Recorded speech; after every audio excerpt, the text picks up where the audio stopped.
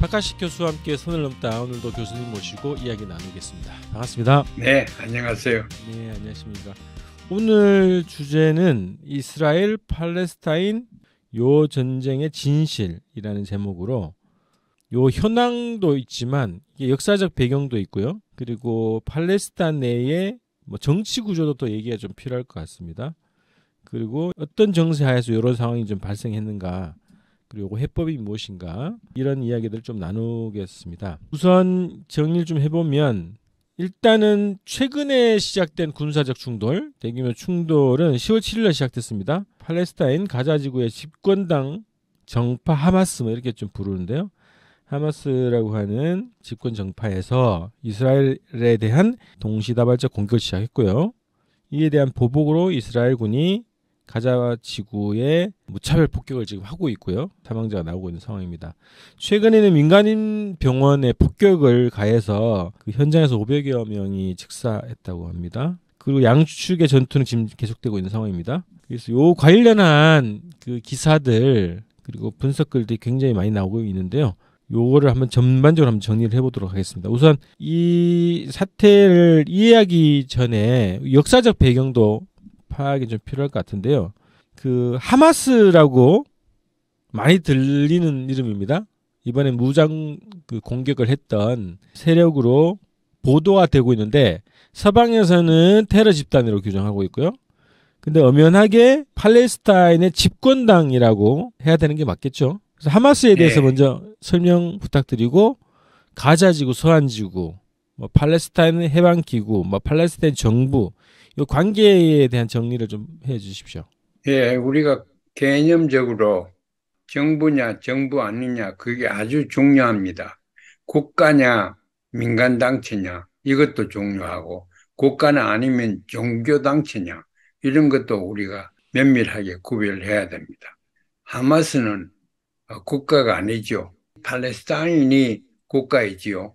그런데 팔레스타인도 유엔에서 160나라 정도는 국가라고 인정하는데, 나토를 포함해서 서구 민주주의 국가랄까 이런 데서는 팔레스타인도 국가라고 보지 않습니다. 그러니까 국가가 아니면은 단체인데, 지금 팔레스타인이나 중동에 폭력적으로 오랫동안 지금 하고 있는 거는 결국은 무브먼트지요. 종교적인 신념을 가지고 정치적인 계획을 가지고 있는 하나의 무브먼트입니다.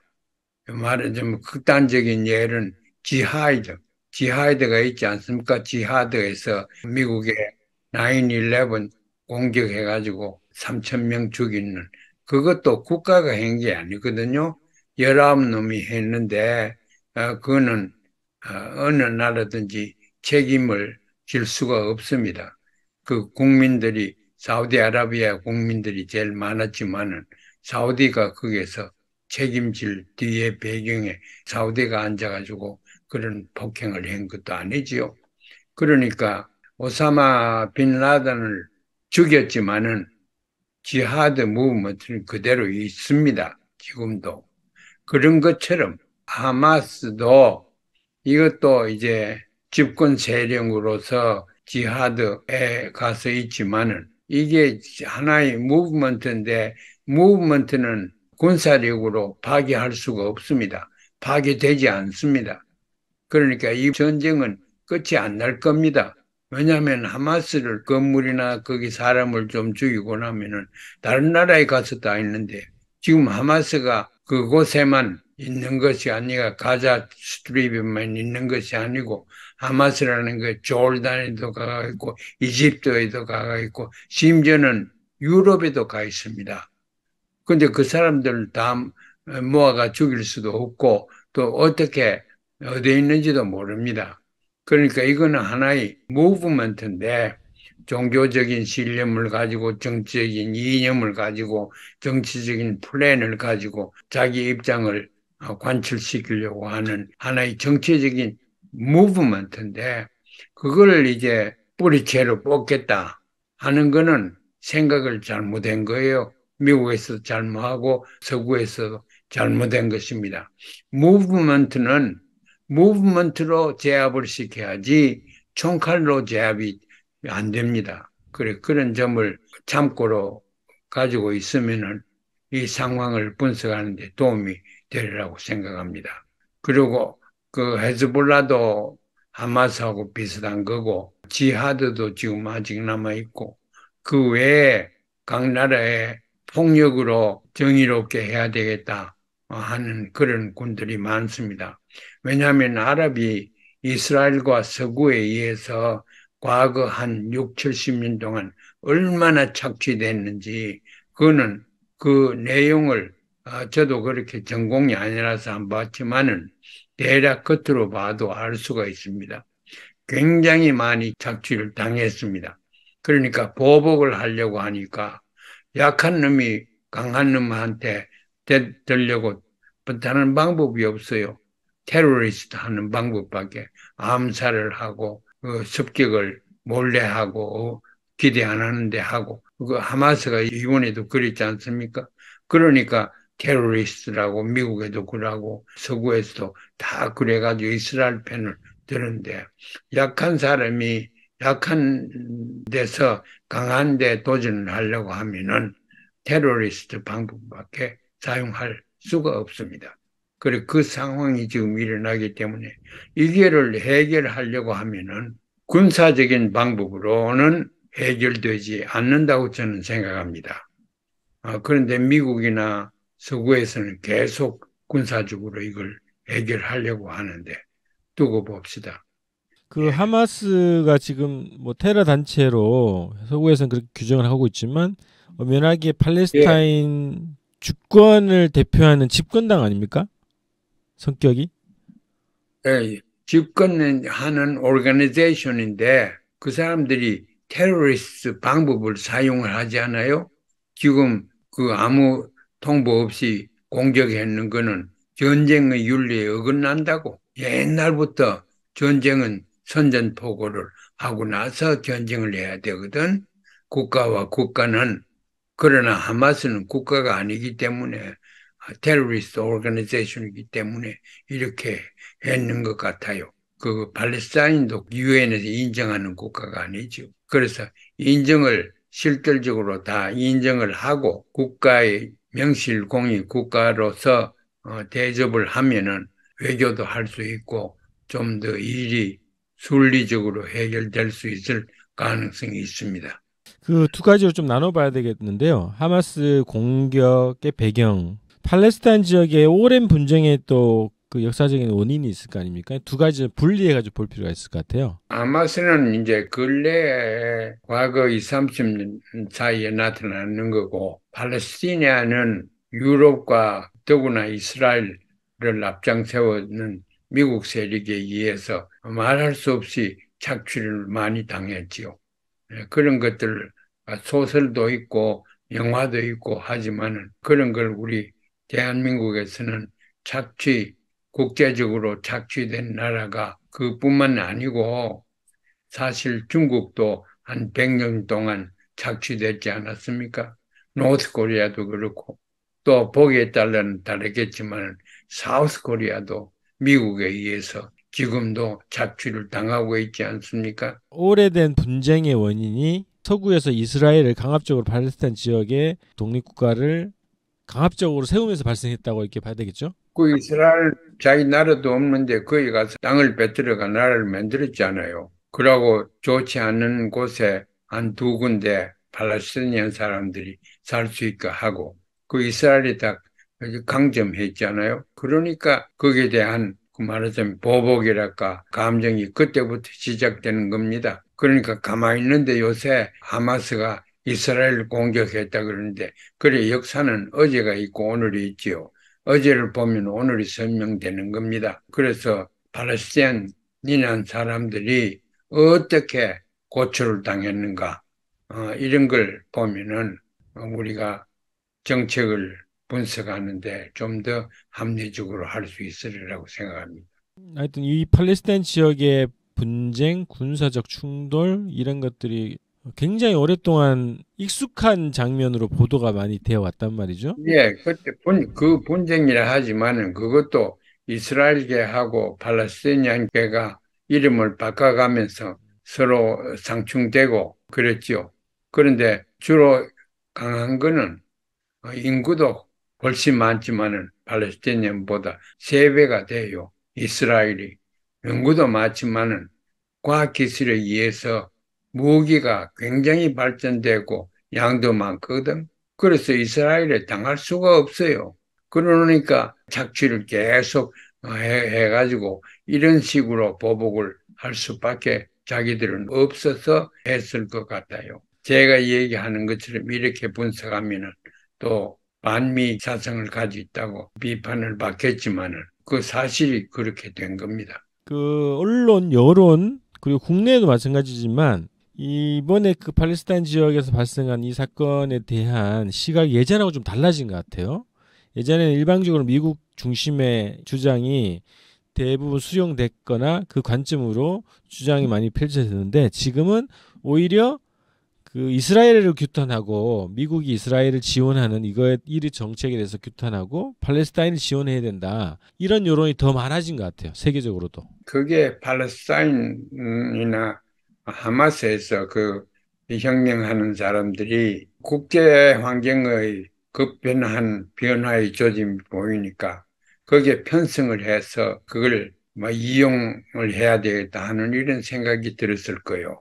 뭐냐면은 미국이 갑자기 힘을 잃게 되고 나토 국가들이 군사 국가로서의 응집력이 단결하는 힘이 없어지고 있어요. 그러니까 그때 하마스가 팔레스타인이 일어나면은 미국도 또 서구 나토 국가들도 그렇게 과거처럼 참석하고 그렇게 못할 거다. 그래 놓으니까 그렇게 이스라엘 공격했고 사실 그렇게 못하고 있어요. 지금 그 사람들이 보는 게 옳다고. 그래서 이게 하루 이틀에 끝날 게 아니고 계속 될 거고, 그 사이에 미국은 미국대로, 서구는 서구대로 자기들의 안고 있는 취약점에 의해서 고민을 할 수밖에 없는 그런 상황이고, 그것을 팔레스타인한 사람들, 더구나 지하드, 이런 사람들이 기대를 하고, 그 방향으로 지금 움직이고 있고, 또 그 방향으로 실제로 움직여지고 있습니다. 이 사건이 이거 일어나고 나서 외신도 그렇지만 팔레스타인 땅이 어떻게 축소되는가, 이스라엘이 어떻게 영토를 확장해 왔는가, 이 지도가 비교 지도가 많이 돌았거든요. 그래서 지금 현재 가자 지구와 서한 지구를 중심으로 형성되어 있는 팔레스타인하고 이스라엘의 그 지도를 보고 야 저렇게 어떻게 살 수 있냐. 그래서 이스라엘에 대한 반감이 굉장히 높아졌거든요. 그래서 이 문제의 해법을 지금 두 개 국가 방법론을 제시를 하는데 좀 더 구체적으로 해법이 있으면 뭘까요? 그 두 개 국가 이외에는 해법이 없습니다. 팔레스틴은 팔레스틴대로 국가를 인정을 하고 국경을 어떻게 하고 그 영토를 어떻게 가르느냐 하는 문제는 국제적인 문제지요. 그래서 이 문제를 해결하기 위한 국제적인 자문위원회 같은 걸 만들어 가지고 하든가 하여튼 두 개 국가를 만들 수밖에는 없습니다. 그 옛날부터 두 개 국가는 해야 된다 말만 했지 한 번도 실행하지 못했습니다. 지미 카타가 있을 때 제가 자시 봤지요. 두 개 국가로 하는 방법밖에 없다고 다 사인을 해놓고 그것도 팔레스타인은 나라가 아니에요. 서구에서 볼 때는. 그래서 팔레스타인 문제를 이집트 이런 나라들이 해결하려고 그랬지 않습니까? 캠프 데이비드의 카타가 하는 것도 애굽의 나살하고 이스라엘의 문학한 베이건하고 지미 카타하고 그렇게 사인했지 않습니까? 그래서 두 개 국가. 그런데 구체적으로 어떻게 해야 되겠다 하는 거는 더 토론이 되지를 못했어요. 이번에 그걸 안 하면은 이번 좋은 때를 놓칠 것 같습니다. 이번엔 서구도 약한 입장에 있고 팔레스타인은 물론 군사적 경제적으로 약하고 그러니까 서로 약점들이 있기 때문에 이번에는 두 개 국가 방법으로 해결하는 가능성이 그 어느 때보다 높다고 저는 생각합니다. 그걸 이제 그런 식으로 해결하기 위해서 지금 벌써 러시아와 중국이 벌써 역할을 좀 하려고 그게 가는 것 같아요. 그러니까 러시아가 중국이 이제는 입김이 많아지지요. 미국에 못지않게 중동 문제에 있어서는 그런 중국과 러시아도 문제 해결에 두 개 국가로 만드는데 동참을 하고 또 미국도 그 방법밖에 없으니까 그렇게 강조하고 나가면은 두 개 국가로 이스라엘도 별로 좋아하지 않고 팔레스티나도 좋아하지 않습니다.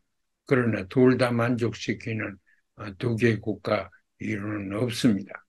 그리고 어떻게 하든지 두 개 국가가 내가 정상적인 이웃이 되어서 살아가지 않으면 계속 거기에는 종교의 차이가 있기, 인종의 차이가 있기, 철학의 차이가 있기.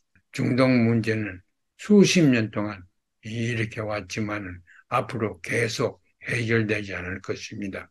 그래서 이런 계기에 두 개 국가로 국제적인 감찰하고 국제적인 조직에 힘을 가해서 이렇게 만들어야 되지.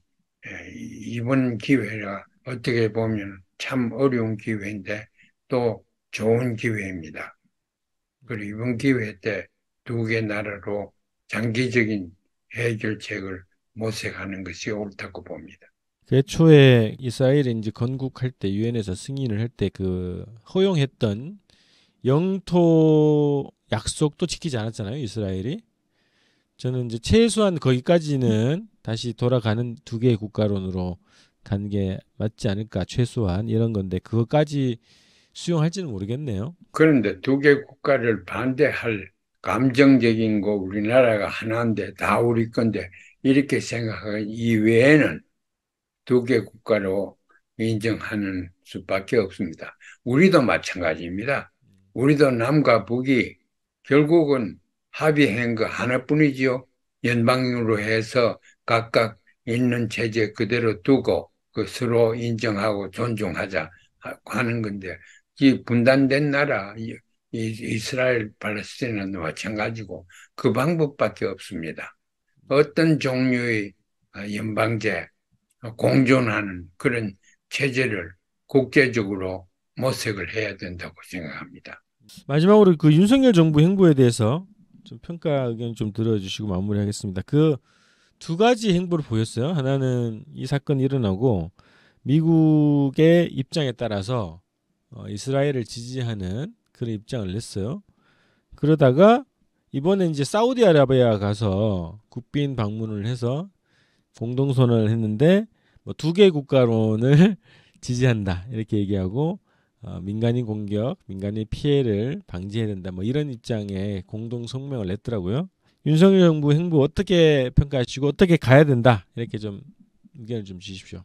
간단하지요. 팔레스티인이 혹은 이스라엘이 팔레스틴과 같이 손잡는 것처럼 우리는 남북과 손을 잡지 않으면은 그쪽 동네와 마찬가지로 계속 불화가 일어나고 이제는 우리는 무기가 워낙 많고 또 과학적인 무기가 있기 때문에 서로 파괴되기가 아주 쉽습니다. 이스라엘 팔레스틴보다도 더 우리는 스스로 무기가 많기 때문에 파괴할 수 있고 그래서 남북을 연방적인 방법으로 통일하면서 서로 인정하고 서로 긍정적으로 보고 서로 도와가는 그런 공동체, 공동번영체를 만들어서 남북 통일을 해야지 이스라엘 팔레스티인이 지금까지 걸어온 그런 아주 해결 못하는 그런 상황이 한반도에서 일어나지 않도록 해야 됩니다.